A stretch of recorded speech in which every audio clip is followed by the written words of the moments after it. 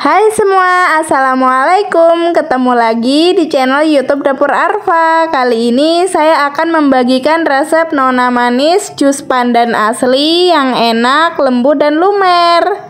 Nah, mau tahu gimana resepnya? Tonton terus ya videonya sampai akhir. Jangan lupa like, komen, dan subscribe channel YouTube Dapur Arfa. Dan jangan lupa tekan loncengnya juga ya, agar tidak ketinggalan video terbaru dari Dapur Arfa. Terima kasih, selamat menonton ya teman-teman.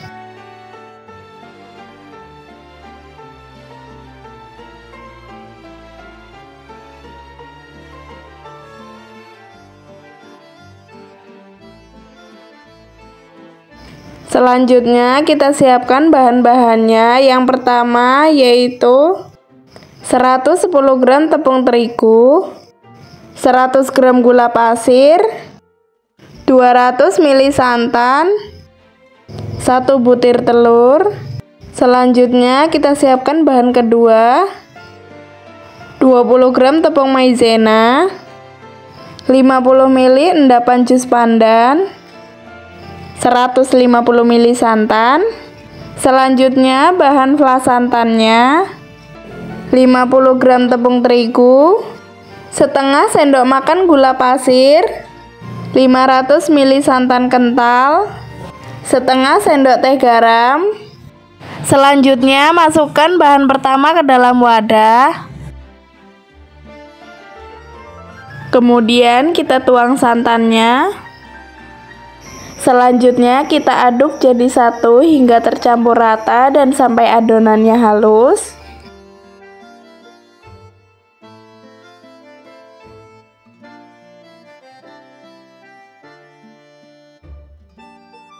Nah, setelah halus, kemudian kita sisihkan adonan yang pertama ya.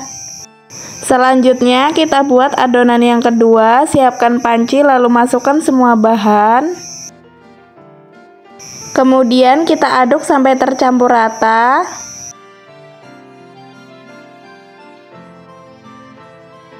Setelah tercampur rata, kemudian hidupkan api kompor. Kemudian ini dimasak hingga mendidih dan mengental. Nah, ini saya gunakan apinya kecil aja sambil terus diaduk supaya adonannya nggak gosong ya.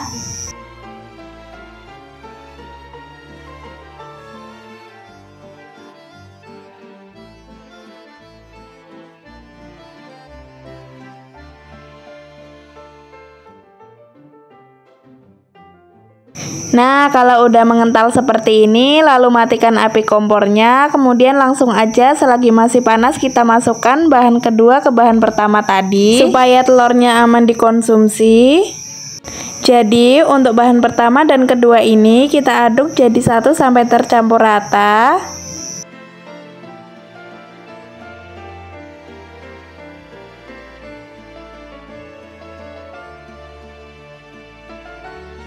Nah, setelah adonan sudah tercampur semuanya, sekarang mau saya saring supaya tidak ada yang bergerindil. Kalau mau di blender juga boleh.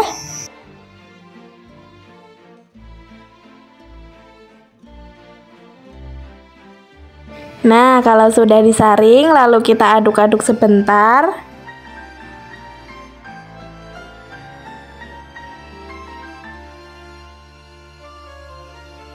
Nah, ini adonannya udah tercampur merata dan ini siap untuk dituang ke dalam cetakan ya. Nah, di sini saya sudah siapkan cetakan kue talam dan ini udah diolesi minyak goreng tipis-tipis aja ya. Kemudian kita tuang adonan pandan ke dalam cetakan. Lalu kita tuangkan adonannya, jangan sampai penuh ya. Di sini saya hanya menuangnya setengah cetakan atau 3/4 cetakan ya. Selanjutnya lakukan hal yang sama hingga selesai. Nah, setelah selesai lalu kita sisihkan dahulu. Nah, selanjutnya kita buat adonan flas santannya. Siapkan panci untuk memasak, lalu masukkan semua bahan. Lalu kita aduk sampai tercampur rata.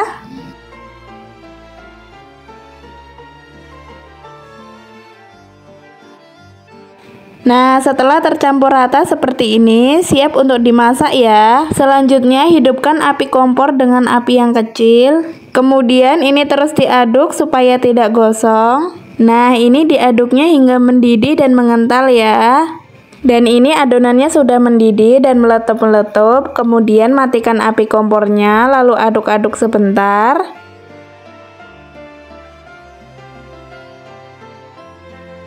Nah, kemudian kita masukkan ke dalam botol kecap atau saus untuk memudahkan saat kita menuang ya. Tapi kalau teman-teman nggak ada, bisa pakai plastik segitiga juga ya.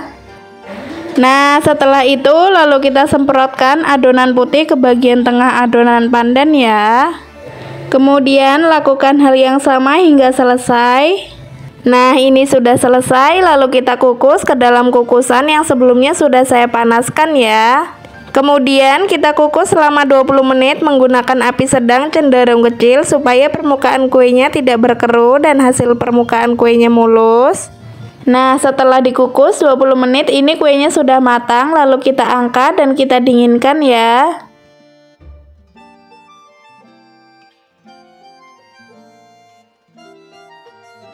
Nah, setelah kuenya sudah hangat dan dingin, lalu kita keluarkan dari cetakan. Lalu kita tekan pelan-pelan menggunakan tangan seperti ini, kemudian kita susun ke piring saji.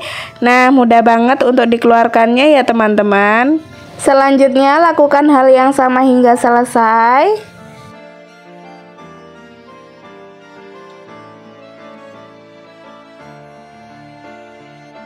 Nah, ini dia hasilnya, cantik banget, hasilnya tidak melebar kemana-mana dan kokoh bagian pelasantannya ya teman-teman.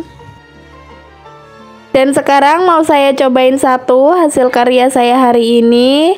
Mau saya coba potong menggunakan sendok, teksturnya lembut banget ya teman-teman, lumer pelasantan bagian putihnya. Nah, ini gurih banget, pandannya berasa wangi banget. Ini cocok kalau mau dijadikan untuk sajian keluarga, acara arisan. Kalau mau untuk ide jualan, bisa dikemas menggunakan mika kecil seperti ini agar terlihat rapi ya teman-teman.